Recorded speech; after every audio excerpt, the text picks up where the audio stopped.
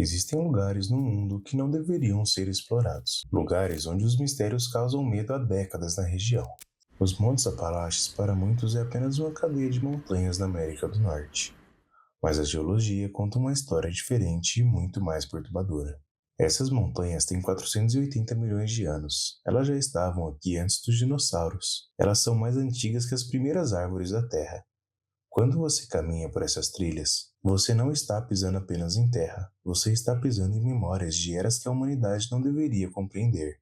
E o folclore local é claro. Nas profundezas dessas matas, o silêncio nunca é vazio.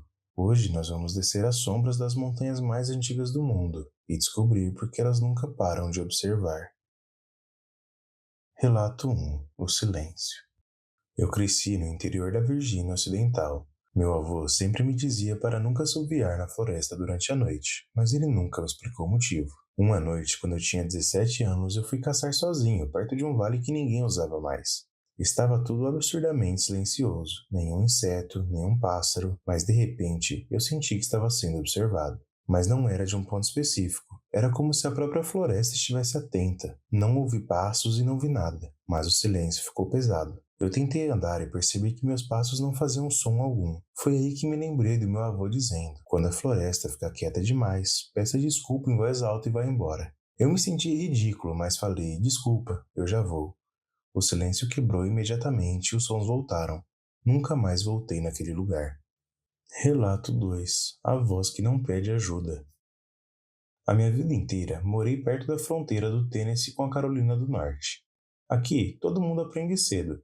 Se ouvir alguém chamando seu nome na floresta, não responda. Um dia, voltando para casa ao entardecer, ouvi claramente a voz de uma mulher dizendo: Ei, você pode me ajudar?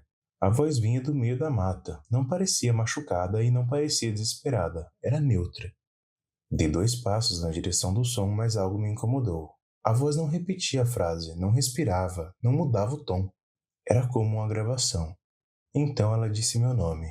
Não gritou, não chamou, apenas disse o meu nome. Do jeito exato que minha mãe dizia quando estava séria.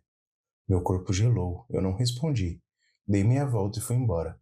Quando cheguei em casa, contei para o meu tio. Ele não perguntou onde foi, só disse: Ainda bem que você não respondeu. Elas aprendem rápido quando alguém responde. Relato 3. Eu me perdi caminhando numa trilha antiga que meu pai usava quando jovem. Era para ser uma caminhada curta. Depois de um tempo, percebi que a trilha não levava a lugar algum. Começou a escurecer e no meio das árvores vi uma casa de madeira, pequena e sem luz. O estranho não era a casa, era o estado dela. Madeira intacta, telhado inteiro e nenhum sinal de abandono. Cheguei perto e vi que não havia trilha levando até ela, nenhum rastro. Bati na porta e ninguém respondeu. Então percebi algo errado. Não havia sons, nenhum grilo e nenhum vento. Olhei pela janela e vi uma mesa posta, pratos, copos, como se alguém estivesse saído há poucos segundos. Foi aí que senti uma certeza absoluta. Aquela casa não era um abrigo, era uma armadilha. Dei meia volta e andei sem direção por quase uma hora, até que comecei a ouvir carros passando. No dia seguinte, voltei com meu pai para mostrar o lugar. A casa não estava lá. Meu pai ficou em silêncio por um tempo e disse: Ela só aparece quando alguém precisa escolher se vai ou fica. Relato 4.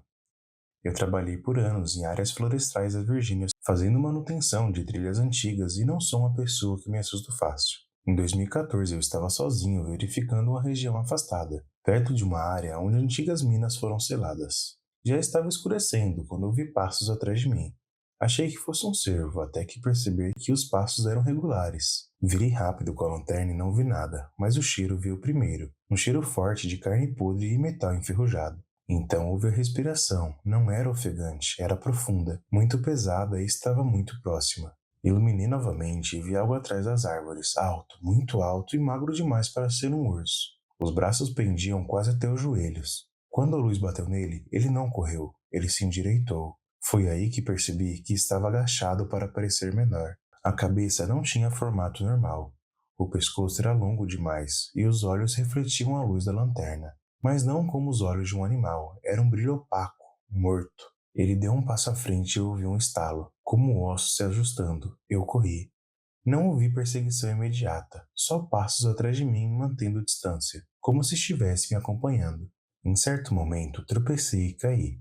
Quando eu virei a lanterna para trás, ele estava mais perto do que deveria estar. Ele inclinou a cabeça como se estivesse avaliando se valia a pena continuar. Então eu ouvi algo que eu nunca esqueci. Um som que parecia uma tentativa falha de imitar a respiração humana, misturada com um rosnado baixo. Eu gritei, mas não foi de medo, foi de desespero. Nesse momento, o som da floresta voltou de uma vez.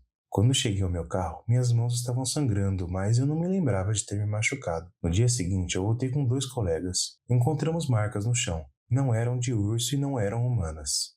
Haviam pegadas profundas demais e em alguns pontos marcas de dedos longos, como se algo tivesse tocado o chão para se equilibrar. Nunca mais aceitei serviço naquela região. Os Montes Apalaches têm muitas outras lendas. Esses relatos são apenas os mais tranquilos que encontramos. E você?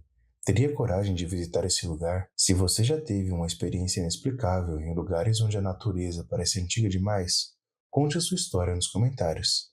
Nós estamos ouvindo e as montanhas também.